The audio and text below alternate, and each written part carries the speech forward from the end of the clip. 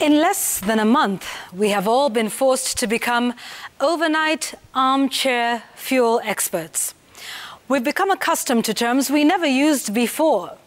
Terms like this: the country is wet, OMCs, Petroleum Development Fund, subsidies, landing costs, hoarding, transit supply, and many, many more. For 3 weeks in this country, we have witnessed rather interesting scenes. A scarcity of such an important commodity as fuel. And for 3 weeks, we've been given all sorts of reasons for this scarcity. At first, we were told that it was a logistical issue that hampered supply when it was initially reported in rural areas. And then we're told that it was due to panic buying by consumers who don't typically fill up their tanks, but whom I would argue would resort to some level of panic when it becomes apparent that, a commodity is in short supply. And then it became clear that the government owed a substantial sum of money to the oil marketing companies, arrears that the government said it was settling slowly. Finally, we've been told that it is economic sabotage by the oil companies that have simply refused to supply us with fuel until the government pays them what they're owed.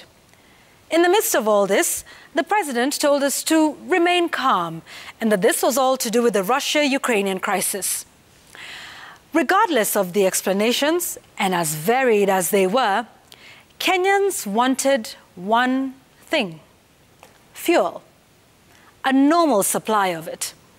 Now, after all the back and forth, the last 2 days have probably seen more robust and even punitive action, resulting even in the deportation of one oil company CEO and possible sanctions and even visits to the DCI's office. All of this culminating in yet another fuel hike, with hopes that supply will be restored soon. But my question is, should it have come to this? It has been 3 weeks of what I can only term as a very fierce standoff between the government and the private sector, with the government at some point seemingly held hostage by the oil companies. Listen, folks, scarcity of any commodity, especially one as crucial as fuel, is not good for any well-functioning peacetime economy, for a number of reasons. One, it is literally a security issue. People having to go out late at night in search of fuel. We heard stories of persons stranded in remote places as their fuel tanks ran empty. Yet another of a woman who had to sleep with her young children in the car as they got stuck while waiting in line. Secondly, scarcity is dehumanizing and brings out the worst in us.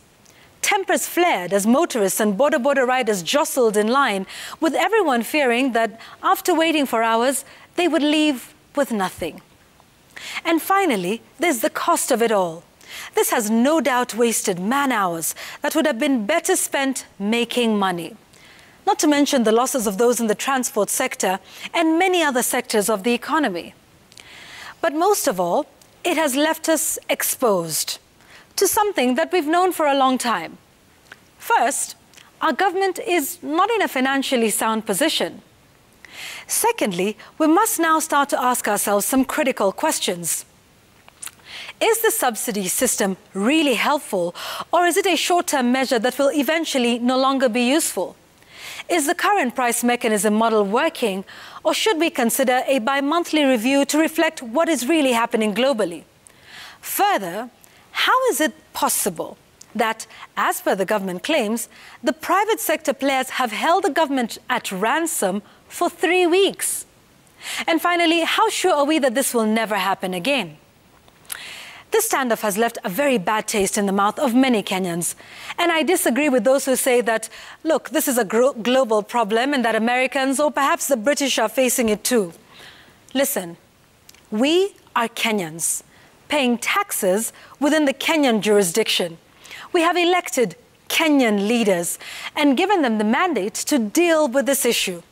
So it matters not to us whether an American is facing pain at the pump. We are Kenyans, and we expect our Kenyan leaders to lose sleep and sacrifice their comfort for our Kenyan problems. And that is my take tonight.